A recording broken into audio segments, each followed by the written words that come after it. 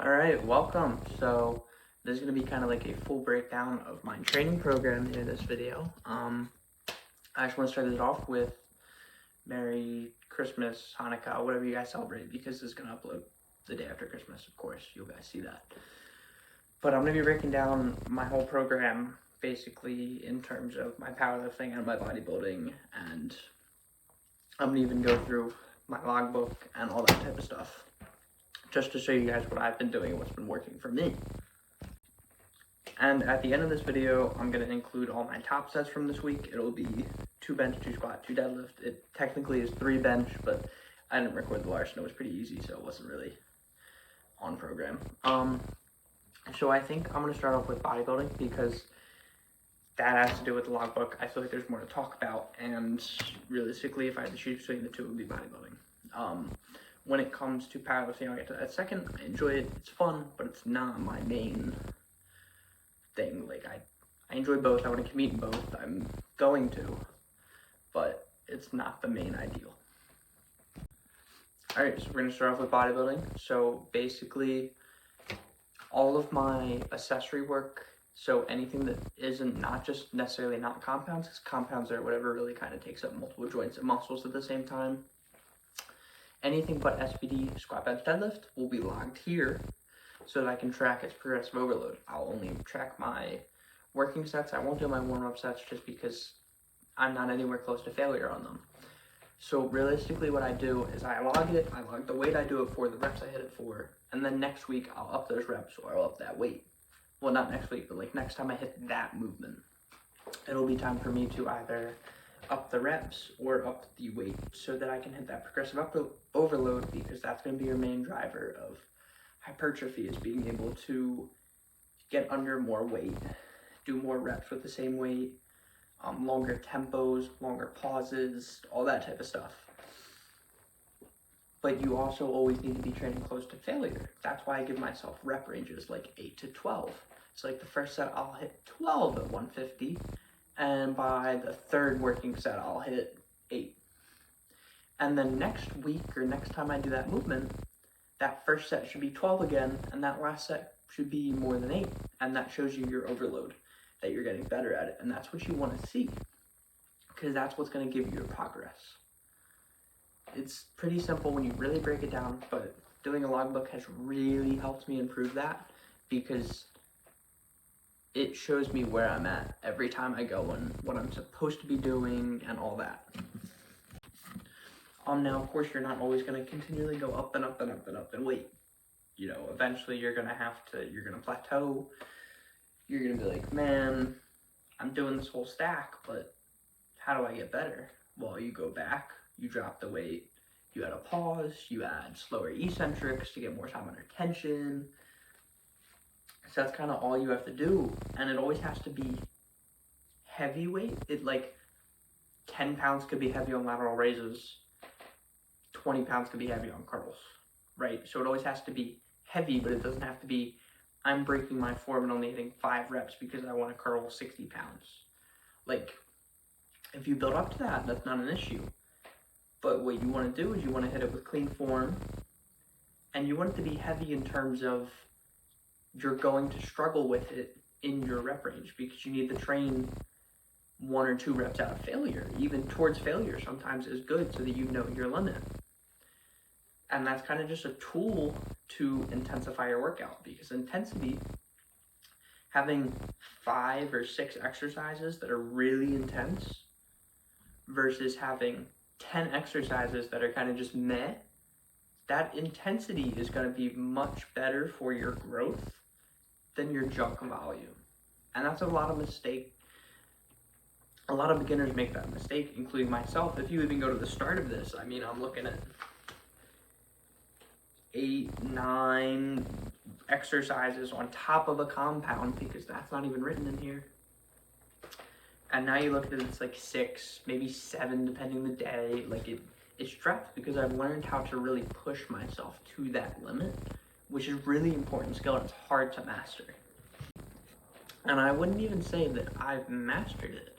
I've just gotten to the point that, like, I know my body. You know, you're starting to slow down on the concentric, because your eccentric should stay about the same speed every rep. Your concentric will get slower and whatnot. But that's bodybuilding. When it comes to my goals, I want to compete before I turn 20 so that I can compete in team league. I'm cutting still at the moment, so I'll probably take a look at myself and go, hey, what do I need to do with that? But I mean, of course, I'll keep you guys updated on that, even if I go into prep and all that stuff. But usually, if we really want to break it down, I usually do like 3 exercises of chest, after bench, 2 shoulder, 2 tricep, 2 times a week, minus bench, which I bench 3 times a week. We'll get into that with powerlifting. Back is usually 4 or 5 exercises after deadlifts, usually 4, I think. And then 3 bicep, 2 times a week. The biceps can take a lot of volume, the arms in general can. And then legs, it's usually, because I only know like the working set number, it's usually about 10 to 12 working sets of quads a week, and the same for hamstrings. Glutes get a little less, but probably still up there in the 8 range. Calves are about 8 to 10 a week working sets. These are all important things to know. And then on top of that, I squat, so that'll give you some more effort on that. So that's basically the sum of bodybuilding. It's log it, do your progressive overload, train heavy like we talked about because it needs to be intense. Intensify your workouts. Go to failure sometimes, include drop sets, supersets, because that'll help you get like intense because you start to fatigue easier because you're putting your body against that much more load. So you're creating more tension and all that. And it helps you learn your limits. I think that about includes my training when it comes to the bodybuilding side of things. So we're gonna move on to powerlifting. So powerlifting right now, I've been running a 7-week program that I got from a friend. It's really 8 weeks, but that 8-week would be going into a show, which I'm not doing, or a meet, because it's powerlifting. Which I'm not doing because one, I'm just gonna deload and test my maxes, and then that's kind of about it. And then I'll probably take like a hard reset, because I think, you know, in case your central nervous system is fried, or you just need a break, like your shoulder, whatever. But right now, it's bench Monday, Wednesday, Saturday, deadlift, sumo, Monday, Friday, squat, Tuesday, Thursday. So the thing about it right now is all my bench is paused, powerlifting purposes, duh. And just about, so Monday bench will be variation, Wednesday will be more just like regular rep, regular volume, which is usually 6 sets. I know, a lot, it sucks. And then Saturday is a long pause, usually 4-second pause. You just gotta sit there and be like, you just gotta watch the clock, hope nobody comes running over, taking the bar off your chest. It happens. Not fun, I know. That's how bench goes. That volume is fine. The program even calls for 4, but I didn't want to do that because I don't think I would have a left shoulder at that point.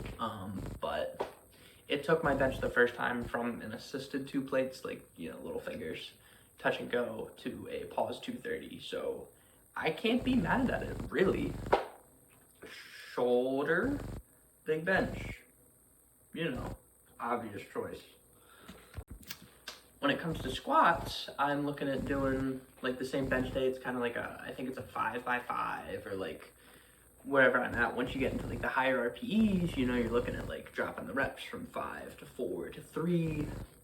Like I think upcoming this next Tuesday, I have a single at 9. So it's starting to push heavy limits. And then Thursday, I have a single with pause back offs. So doing variation stuff is always going to help because it'll help your weak points.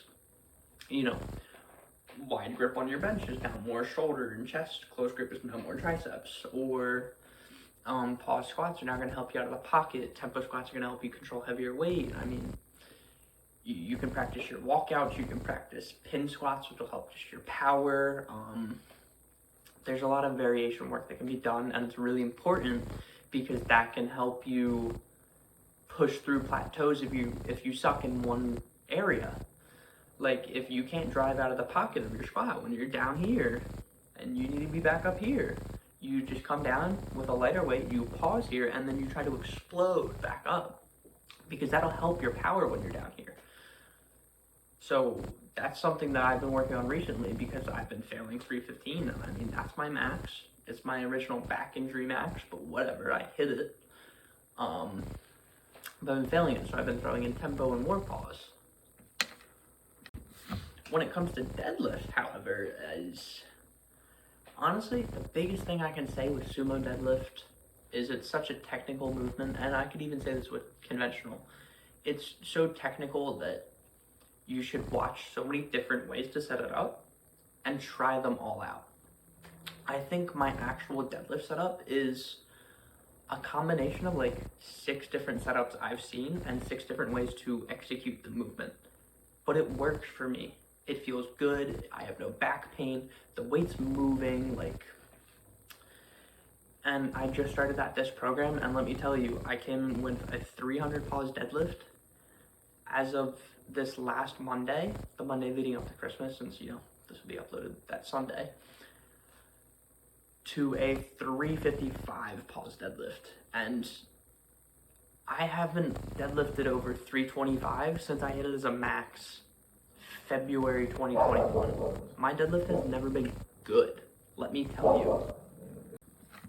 I always hated my deadlift, and then I started like looking into it. I switched from conventional to sumo. Now, of course, that whole February to now thing is February's with conventional straps, a leather belt, and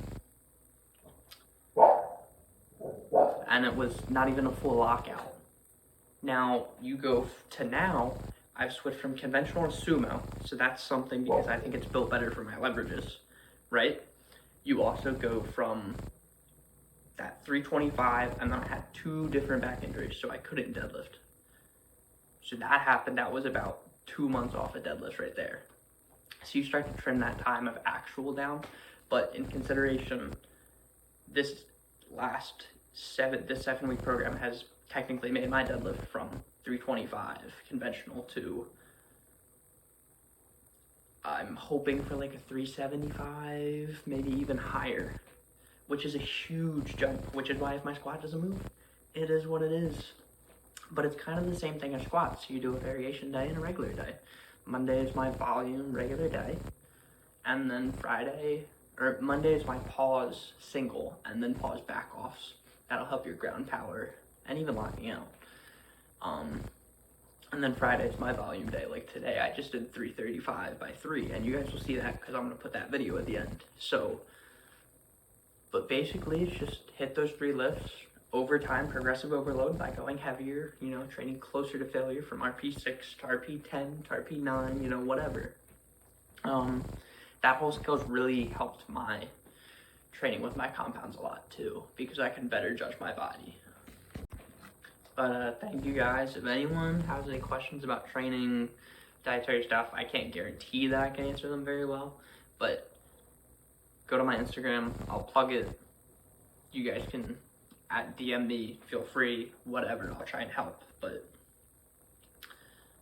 let's move on to my top sets this week. I think everything moved pretty nicely. I'm even gonna show the 315 fail when I get there, but it's gonna be like my other training videos. It's gonna be a little bit of music, you know, whatever. I'm not really gonna talk about them.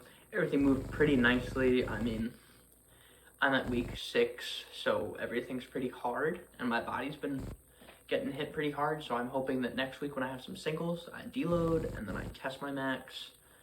It's gonna move really nicely. So, thank you guys for listening to me. Subscribe for the journey. We're gonna make it, and that's as simple as it is, because you gotta have that confidence when you go into it. So, hope you guys enjoyed.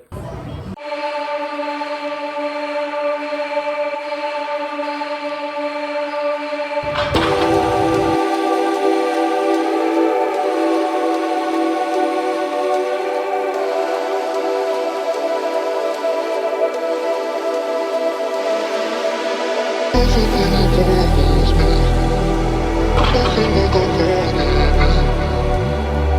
like I'm falling. I feel like I'm falling.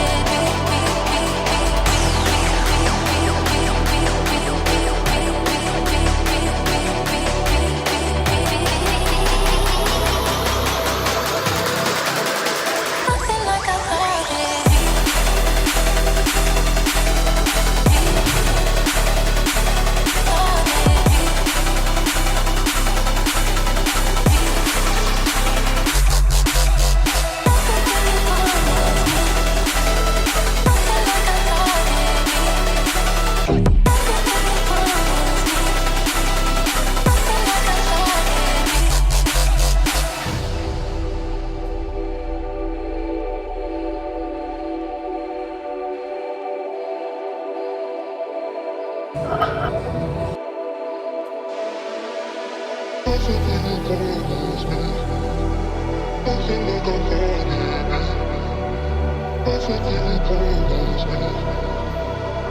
like I'm falling.